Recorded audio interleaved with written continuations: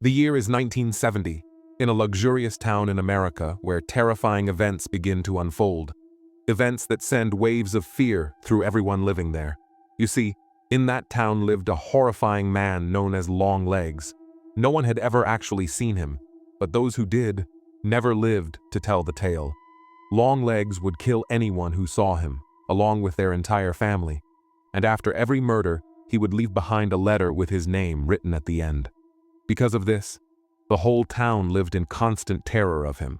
Now, we see a little girl studying in her room. Suddenly, she notices a car parked outside.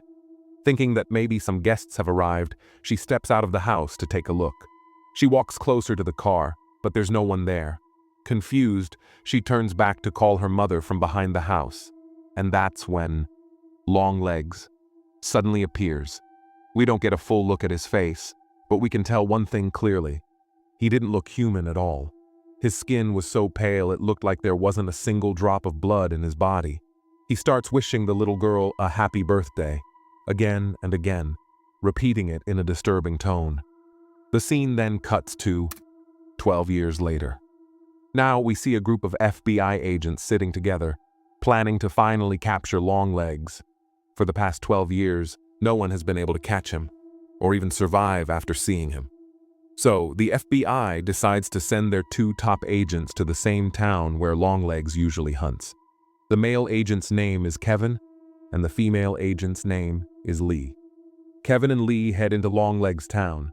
Inside one of the houses, they sense his presence. Kevin suggests they go in, but Lee warns him, saying, "We've never seen Longlegs before. He might be far more dangerous than we think. We should call for backup first." But Kevin doesn't listen. He walks straight up to the front door and starts knocking. Suddenly, a man appears and shoots Kevin in the head, killing him instantly. Seeing this, Lee was completely shocked, because Kevin had been with her for the past 4 years. That's why she didn't have the courage to go inside. In the next scene, we see her sitting in the FBI office, receiving mental treatment, since Lee had been in shock for 9 days after Kevin's death. However, after those 9 days, her condition had started to improve, and she successfully passed her brain test. Now we see the head of the FBI, named Aston. He was sitting with the deputy of the FBI. Both of them arrive with Lee in front of a man's house, and Aston tells her that when Longlegs killed Kevin, they had reached there immediately. But they couldn't find Longlegs anywhere. And the strange part was, they didn't even find the bullet that hit Kevin. There was still no trace of it. That's why they wanted Lee to restart the investigation from this house, because just 2 days ago, another family's bodies were found here, and Longlegs was behind these murders too. Aston tells her, "Go through all the evidence found in this house and try to find some kind of clue that can help us catch Longlegs." After that, Lee returns to her office, where she keeps working late into the night. During that time, she finds a small clue, the number 14. But whose number it was and what it meant, she had no idea. So she goes outside and tells Aston about it. Aston says, "This can't be a clue. It might just be a coincidence." Then he tells her to keep looking for stronger clues. Saying that, he starts to leave, but he had clearly been drinking too much. That's why Lee drives in her place and drops her off at her home, where she also meets Aston's wife and their cute little daughter. After dropping Aston home, Lee goes straight to her own house. After freshening up, she calls her mom, but just then, she senses someone outside. When she goes to check, she sees a strange, creepy shadow standing there. That shadow was just staring directly at Lee's house. As Lee grabs her gun and starts walking toward it, the shadow suddenly disappears. Anyway, morning comes, and Lee's boss calls her to a crime scene. It was the murder of a family that had actually happened 27 days ago, but the police had only just discovered it. The bodies were already decomposed and full of maggots. They too had fallen victim to Longlegs. Lee starts researching the evidence found at the scene, and eventually she notices a pattern. Following that pattern, she draws a triangle, and surprisingly, all the numbers inside that triangle were the number 14. Lee shows all this to Aston again, but Aston scolds her, saying, "Why are you wasting time with these drawings instead of finding Longlegs' actual location?" Then Aston tells her they suspect a farmhouse, because it's the only house in town whose owner's name and address no one knows. So, both of them immediately head to that farmhouse. Inside, they see nothing but dust and dirt. After searching around for a while, they find a coffin. When they open it, a doll comes out of it. Fortunately, Longlegs wasn't there at the time, so the two quickly took the doll to a lab.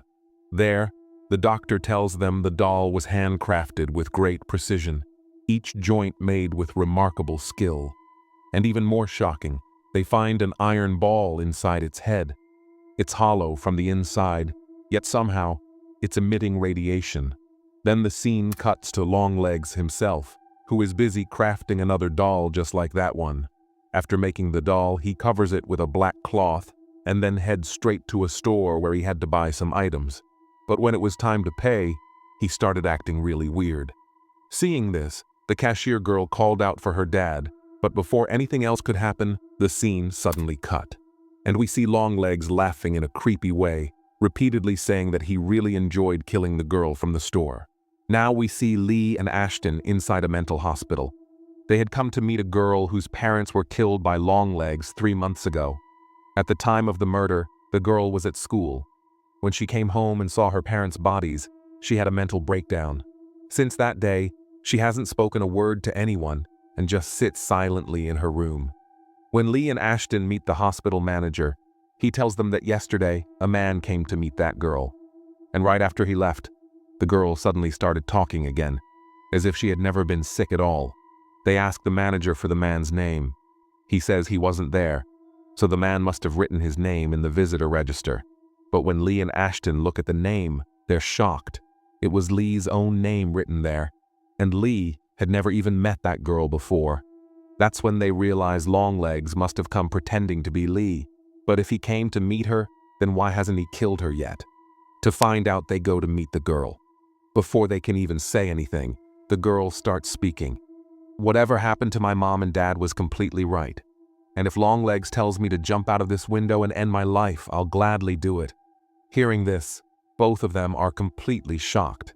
And Lee asked, "How did your mom and dad die? Did Longlegs ever tell you anything about it?" To that, the girl replied, "Of course, I wasn't there when my parents died. But Longlegs put everything inside my mind, so now I know exactly what happened." Then the girl began to explain, "My family had brought home a doll, but for some reason, my dad suddenly killed my older brother and my mom. And after doing that, he took his own life too.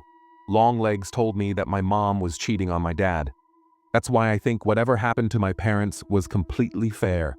Hearing this, Lee and Aston returned to their office, even more terrified than before.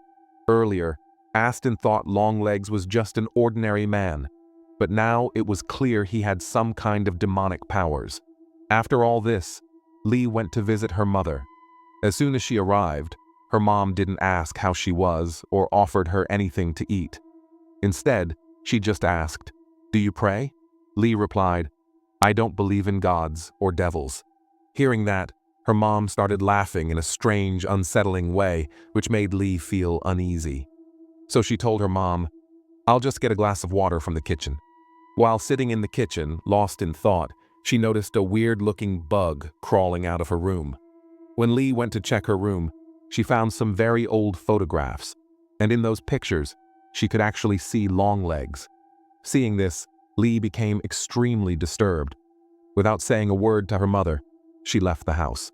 Somehow, the FBI managed to track down Longlegs' location, arrested him, and brought him to their office. They seated him in an interrogation room, and Lee was sent in to question him. She asked him many questions, but he only said, "Your mother isn't as innocent as you think." Right after saying that, he began violently smashing his head on the table. Lee was horrified. He kept slamming his face until his jaw and nose broke, and before her eyes, Longlegs died on the spot. Now Lee wanted to get to the bottom of this whole issue, so she took an FBI deputy along with her and went to her mother's house. But her mother was nowhere to be found inside. And how could she be? She was standing outside with a gun, waiting to kill the deputy. She shot the deputy dead right there. Lee saw the entire scene through a window. That's when she realized that her mother was also working for Longlegs. Without wasting any time, she started following her mother. Eventually, she found her in a park, aiming her gun at a doll. Lee asked her mother why she was doing this, but before she could answer, her mother immediately fired at the doll, blowing its head off. At that moment, Lee began to have a severe headache and suddenly fainted. Everything started coming back to her. She remembered how, at the beginning of the movie, we had seen Longlegs visiting a little girl. That little girl was none other than Lee herself. When Lee's mother saw Longlegs for the first time, she begged him to spare her and her daughter's lives. Longlegs told her, "If you work for me, I'll let both of you live." That's why, in Longlegs' absence, Lee's mother had been committing a murder every 3 days. When Lee regained consciousness, she rushed to tell Aston everything. But to her shock, she found her mother sitting right there in Aston's house. Her mother had used that same cursed doll to control everyone, which is why Aston and his wife were behaving so strangely. Aston called his wife into the kitchen and stabbed her to death with a knife. Then he moved toward his daughter to kill her too. But Lee didn't think twice before shooting him dead. Seeing this, Lee's mother attacked her with a knife. In defense, Lee shot her mother in the head, killing her instantly. She then took the little girl and left the house. With this heartbreaking ending, the movie ends here. Let me know your thoughts. Also, subscribe to this channel for more stories like this.